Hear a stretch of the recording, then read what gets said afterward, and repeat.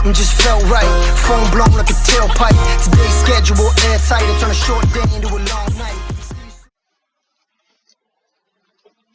Hey guys, welcome back to another video on the H&R Tech Tips channel. This is Reese, and we're going to be building a pointing armour stand today. So what you want to do is you want to place a block of iron, a piston facing towards you, a button on top of the iron block, place a redstone torch, redstone repeater, there you go, place a armour stand on there, and put that.